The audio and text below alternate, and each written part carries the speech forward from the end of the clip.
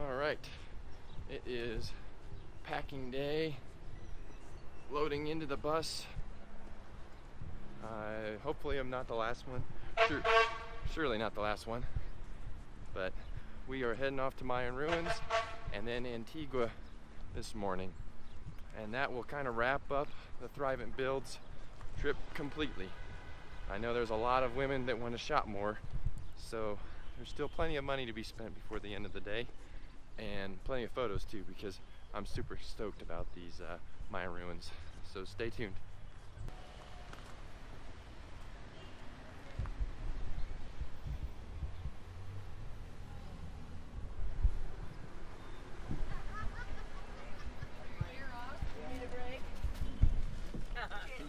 That would be Iximche, Ishwanohel, Huavepa, Iximche, Nubi Yin Alex. That language was spoken here in this place. In my home, always we speak in Mayan language to keep alive the Mayan culture.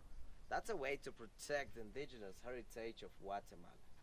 It's founded in 1465, so that means one of the last Mayan cities populated when the Spaniards arrived. You know, in Guatemala we have Tikal. In the north of the country, Tikal is like the icon of the Mayan civilization.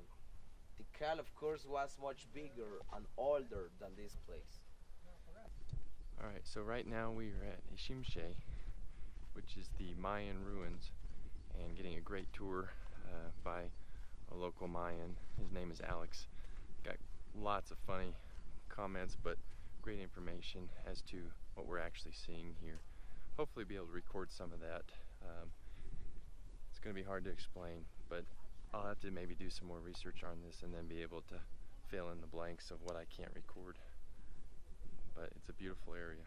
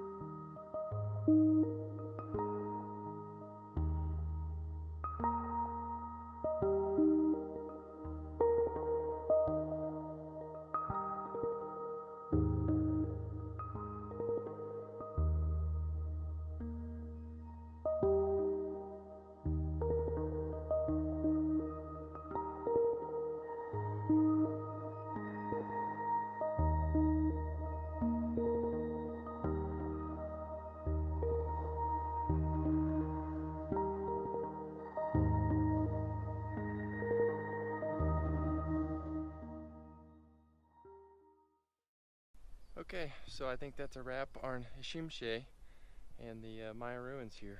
It's pretty amazing. There's little communities basically broken down into like 4 different sections, and these families, which are mostly what would be considered like royalty, all lived in their respective little sections, and they're kind of segregated by an aqueduct, aqueducts that ran along here. Here's one right here, and actually protected on the one side with a really steep mountain, so no chance of really anybody evading from that side. But just a gorgeous place, and I gotta run now to catch the bus, literally, because we're on to Antigua. But hopefully you enjoyed seeing a little bit of culture from about the 1400s. So we're wrapping up the week, and where we started is now where we finished, with Fuego in the background and a lot of great stories and a lot of great memories. Antigua is a beautiful place, but it honestly is a culture shock coming from a non-touristy area to this. It's just totally different, And so it makes you think about any place that you ever go. If you see a touristy area, there's probably some area of Guatemala or that whatever country you're in that's completely different. Tonight we go have one last supper together, usually a little bit fancier than during the week. Nothing too crazy, but a little bit fancier. And reminisce a little bit on the week, make our last observations, thoughts, prayers. Many people say that you leave a little bit of your heart in Guatemala, and I'd say that's totally true for me and for Caitlin and the rest of my family and that are here. It's a beautiful place, and honestly, I don't miss home. I enjoy doing this. I know others that enjoy doing it, and it's one of those trips where I'm ready to go back as soon as I get done. And most vacations, I'm ready to be home at the end of the trip. But this is unique, this is a little bit different, and just a different perspective on life when you do one of these. It's cliche maybe to say that, but it's the truth.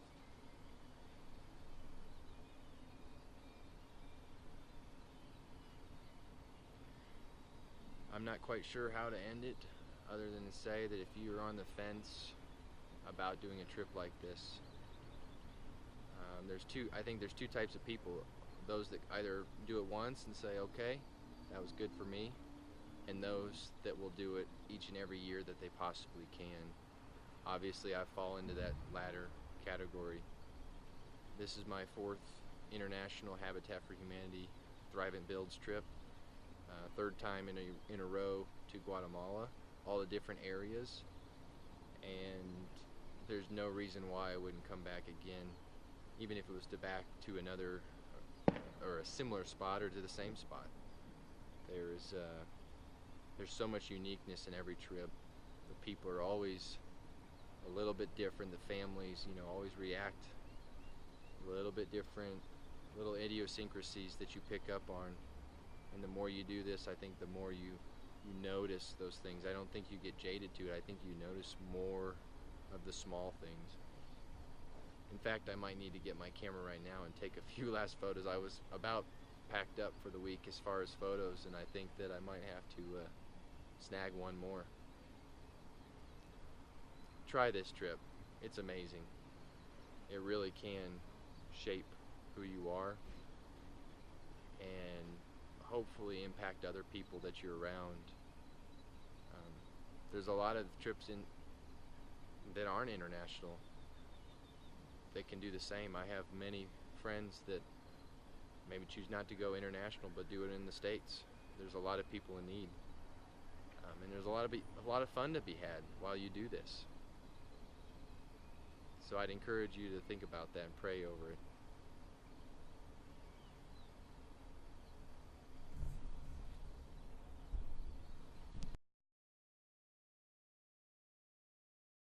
Alright, so I don't know if you can really see it, but right behind me is Fuego, the volcano that exploded or erupted earlier this year quite badly. And it just erupted a little bit. It does that quite often. It's very active.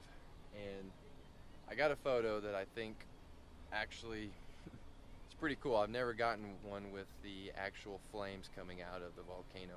So I'm really hoping that shot turned out to show what can happen here on a pretty regular basis.